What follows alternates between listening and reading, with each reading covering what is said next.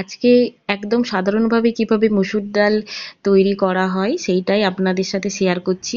আমি একটি ছোট চায়ের কাপের 1 কাপ মসুর ডাল 20 মিনিটের মতন ভিজতে দিয়েছিলাম পরিষ্কার জলে ধুয়ে।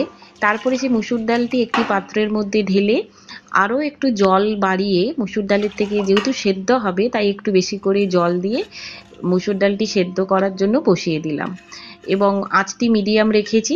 যেহেতু ডালটা ভেজানো ছিল তাই এটি সেদ্ধ হতে বেশিক্ষণ সময় লাগবে না। এই রকম সেদ্ধ প্রেসার কুকারেও করা যায়। তো জল দিয়ে পাত্রটি একটু বেশি করে জল ভরিয়ে মসুর ডালটি দিয়ে তারপরে তার সাথে খুব সামান্য পরিমাণ একটু নুন সেদ্ধর জন্য আর একটা কাঁচা লঙ্কাকে অর্ধেক করে কেটে তারপরে সেইটা ওর মধ্যে দিয়ে ঢাকনা দিয়ে দিয়েছি। দেখুন মসুর ডালটি এরপর সেদ্ধ হতে বসে গেল। কিছুক্ষণ পর ঢাকনা খুলে দেখলাম যে মসুর ডালটা অনেকটাই সেদ্ধ হয়ে গেছে। যেহেতু ভেজানো তাই সেদ্ধ হতে বেশিক্ষণ সময় লাগলো না।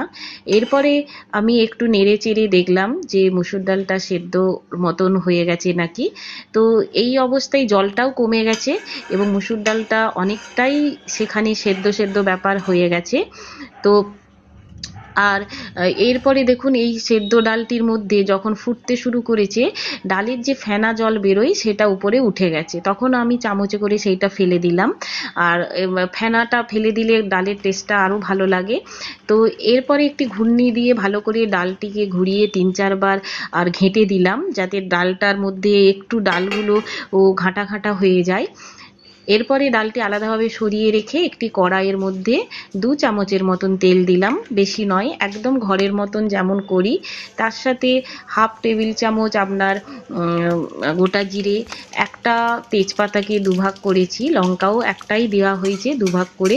এরকমভাবে নাড়াচাড়া করে, যেহেতু ডালের পরিমাণ অল্পই, এর সাথে আমি একটা ছোট পেঁয়াজ কুচি আর একটা ছোট পেঁয়াজ কুচি করে সেটা ওর মধ্যে দিয়ে সব কিছু একসাথে নাড়াচাড়া করে যখন পেঁয়াজগুলো একটু নরম নরম হয়ে গেছে সেই সময় আমি একটা ছোট টমেটো কুচি করে সেই টমেটো কুচিগুলি ওর মধ্যে দিয়ে দিয়েছি।